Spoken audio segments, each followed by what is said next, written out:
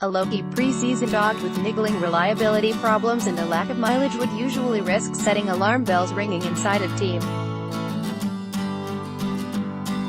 While losing more than a quarter of the available track time unsurprisingly left Williams as the least productive team at Barcelona, its dramas helped keep another team away from major scrutiny.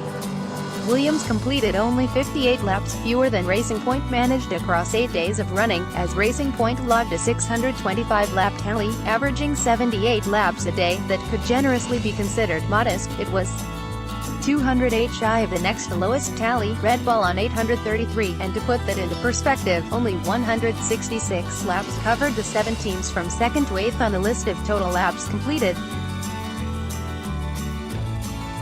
Until it cleared 100 laps on the final 2 days of testing, Racing Point's preseason was numerically uninspiring as soon as it started with teething problems and a small oil leak on day 1.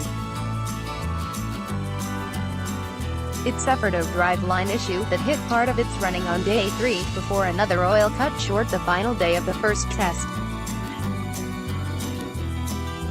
Its drivers ended the test 14th and 18th in the times.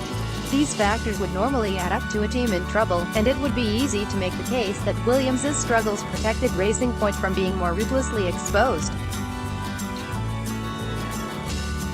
Week 1 mileage team laps: Melez Mercedes 6,101,764, Ferrari 5,981,729, Alfa Romeo 5,071,467, Toro Rosso 4,821,394, Red Bull 4,751,374, McLaren 4,451,287, Renault 4,331,252, Haas 3,841,110, Racing Point 248,717, Williams 88,254. However, the former Force India squad does not appear to be in the sort of distress the numbers might otherwise suggest.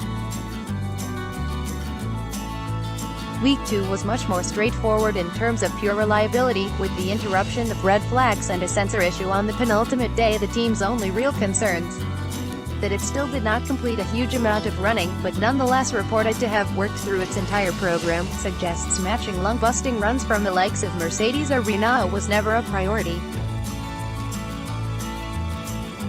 Setbacks from other teams, including each of the Big Three, also meant Racing Point's Week 2 deficit was far less severe than in the first week.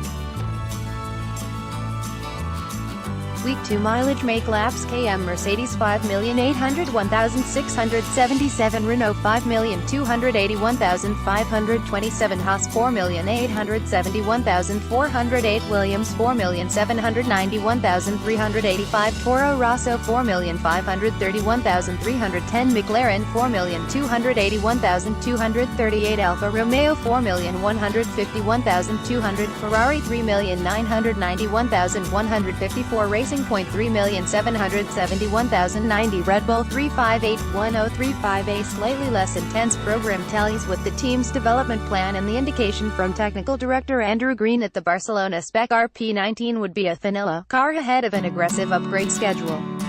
The team is particularly adept at working a base car concept to the bone, a legacy of its cash-strapped days, and need to ensure it knows exactly what it needs to produce to improve the car. While it will have certainly wanted to get more running in Week 1, it does appear to have made up the ground it thought it needed to in Week 2. New signing Lance Stroll said the team had been tracking its mileage and did a great job at keeping the program well structured. That would explain why its drivers seemed relatively content despite being at the bottom end of the tight midfield battle in testing. "I think the ingredients are there," said Stroll. "I hope we can turn up in Melbourne with a car with some more performance." A basic split of the midfield in testing would suggest that Haas, Renault and Alfa Romeo have a small advantage over the next trio of Toro Rosso, Racing Point and McLaren. Given the development plan, and Sergio Perez's prediction that the RP19 will be very different in Melbourne, Racing Point could be considered the most likely to make a leap from its place in the testing pecking order in the first few races.